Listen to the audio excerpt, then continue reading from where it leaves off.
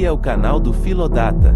Hoje falaremos um pouco sobre a história de duas comunidades religiosas católicas, sua relação com a cerveja e livre mercado.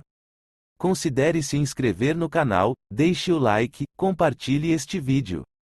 Segundo a lenda, um general francês em 1605 presenteou os monges cartuchos com um antigo manuscrito contendo uma receita para um elixir da longa vida.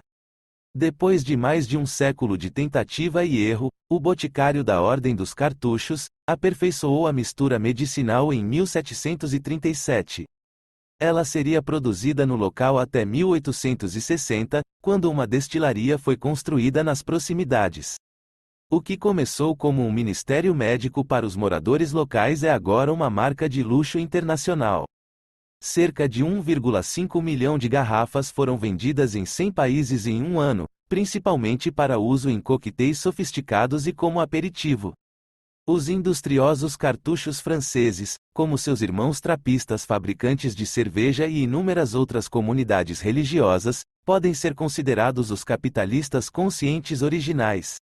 Eles sobreviveram à guerra, exílio, desastres naturais. Uma de suas destilarias foi destruída em um deslizamento de terra nos Alpes em 1935, e desafios aos seus direitos de propriedade intelectual. Equilibrando as exigências austeras de sua fé com os caprichos de um mercado internacional, esses monges mantêm o que pode parecer para quem está de fora um equilíbrio improvável entre as virtudes cristãs e capitalistas. Houve também uma importante consideração prática durante o período em que começou a fabricação monástica de álcool: era melhor beber cerveja do que água por razões sanitárias. Pois, as condições de saneamento desta época no século XVII não eram das melhores. Uma vez que os cristãos são chamados a servir os necessitados em suas comunidades, faz sentido que os monásticos, em um momento de problemas de saúde desenfreados, procurem maneiras de combater doenças e promover o bem-estar. Em uma era moderna em que a água é, principalmente, limpa e o álcool não é mais o remédio mais eficaz disponível, as ordens religiosas católicas continuam a produzir uma variedade de bebidas. 12 comunidades fazem cervejas trapistas oficiais, incluindo uma em Massachusetts, nos Estados Unidos. Chartreuse é um licor francês, fabricado nos arredores de Grenoble. A venda da Chartreuse sustenta financeiramente os cartuchos em mosteiros tão distantes quanto a Coreia do Sul e o Brasil. Em maio de 1903, o governo expulsou os cartuchos da França pela segunda vez, a primeira durante a Revolução Francesa, e nacionalizou seus bens.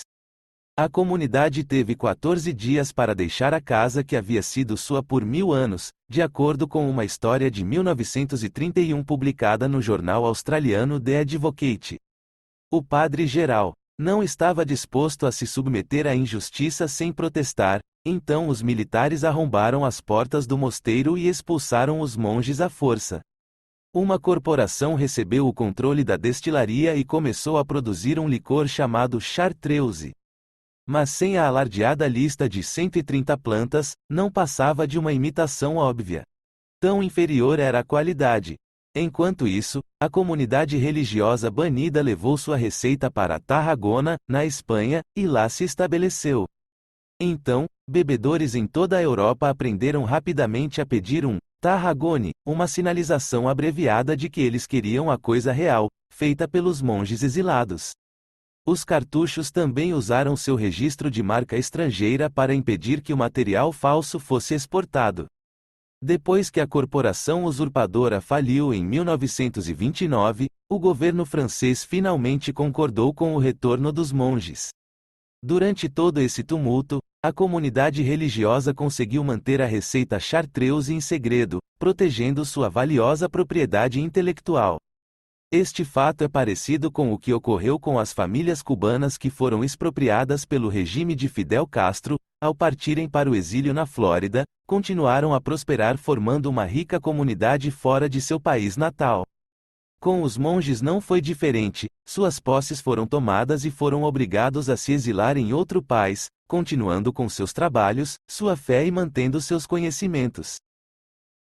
Os trapistas, por sua vez, foram pioneiros em cervejas de alta qualidade em um esforço para se destacar de um mercado de cerveja superlotado do século XIX, de acordo com um artigo de 2016 da Culture Trip. Acabou sendo uma aposta inteligente em 1919, a Lei Van der Velde da Bélgica proibiu a venda e o consumo de bebidas destiladas em locais acessíveis ao público em geral. Os monges em Chimay e em outros lugares estavam bem posicionados para lucrar com essa proibição, já que os clientes dos bares se voltavam para cervejas de alto teor alcoólico como um substituto para os destilados proibidos. Os monges de Chimay, Chartreuse e muitos outros lugares do mundo são capitalistas no sentido literal. Em muitos casos, eles estão envolvidos apenas tangencialmente no processo real de fermentação ou destilação, e menos ainda quando se trata de marketing e vendas. Eles empregam trabalhadores assalariados para fazer a maior parte do trabalho. Mas como as comunidades religiosas são proprietárias dos meios de produção de seus produtos, os alambiques e barris, a lista secreta de ingredientes, o direito de usar o logotipo do produto trapista autêntico, os lucros pertencem a eles. Uma ilustração perfeita do princípio central do livre mercado de que o comércio, especialmente entre parceiros que se especializaram de acordo com suas respectivas vantagens comparativas, aumenta a riqueza. Da mesma forma, para a decisão de confiar a operação da cervejaria em grande parte aos cuidados de leigos e leigas. Por mais de 100 anos, Roma vem construindo um rico corpo de ensinamentos sobre justiça social, cujo resultado, para citar o Catecismo da Igreja Católica, é que regulação razoável do mercado e iniciativas econômicas, de acordo com uma justa hierarquia de valores e uma visão para o bem comum, deve ser elogiada. No entanto, em nenhum lugar essa doutrina exige uma redistribuição de riqueza de cima para baixo. A responsabilidade primária, pela regulação do mercado, não pertence ao Estado, mas aos indivíduos e aos vários grupos e associações que compõem a sociedade, diz o Catecismo. Desde o início, a Igreja rejeitou categoricamente o socialismo como uma alternativa superior aos mercados. Há duas razões para isso. Primeiro, porque a ideologia socialista fomenta explicitamente a luta de classes trabalhadores contra detentores de capital, o proletariado contra a burguesia, e a Igreja se dedica a promover relações pacíficas entre a humanidade. E segundo, porque a acumulação de propriedade é um direito humano e uma condição necessária para o funcionamento da economia. Como diz a primeira encíclica papal sobre esses assuntos, a Rerum Novarum de 1891, todo homem tem, por natureza, o direito de possuir propriedades como suas. Mais tarde, o documento afirma que o primeiro e mais fundamental princípio, se alguém se compromete a aliviar a condição das massas, deve ser a inviolabilidade da propriedade privada. Em Chimay, o fato de os monges possuírem e, portanto, controlarem a operação da cervejaria é o que lhes dá a capacidade de fechar lá nos fins de semana por respeito aos trabalhadores. Os fins de semana são reservados para os funcionários passarem com suas famílias. O fato de a cervejaria ser privada também permite que os trapistas garantam que qualquer dinheiro extra vá para uma causa de caridade.